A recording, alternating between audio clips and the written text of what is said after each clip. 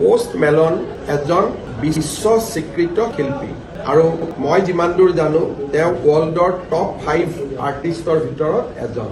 অসমত আগতে কেতিয়াও গ্লোবেল আৰ্টিষ্ট অহা নাছিল। আজি যেনেকে অসমত পোষ্ট মেলনে পাৰফৰ্ম কৰিব, আমেৰিকা, UK, পৃথিৱীৰ সকলো ৰাষ্ট্ৰতে অহাকালি ইয়াৰ বিষয়ে সৰু নিউজ এটা হ'লেও ওলাব।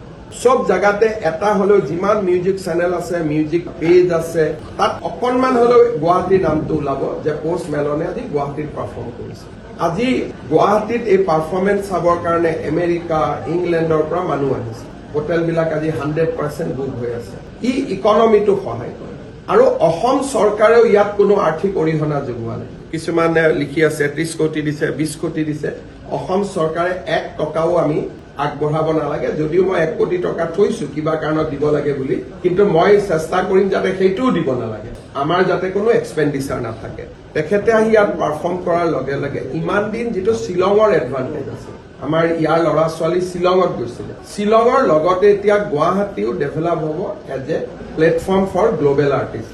আজিৰ দিনটো সেই ফালৰ পৰা অসমৰ বাবে এটা গুৰুত্বপূৰ্ণ দিন, কিন্তু মোৰ এজ 56 পোষ্ট মেলন মানে কি মই ভালকৈ বুজিও নাপাওঁ, ডিউ ৰেচপেক্ট টু হিম।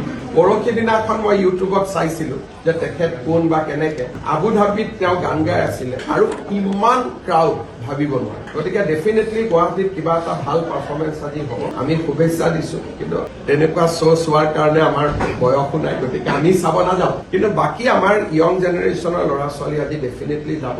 অসমত অলপ পজিটিভিটি হওক, ইতিবাচক চিন্তা হওক, চবৰ মাইণ্ডবিলাকত ফ্ৰেছনেছ হওক, পোষ্ট মেলন শ্ব'টো ভাল কৰি হৈ যাওক, আমি তাকে কামনা কৰিম।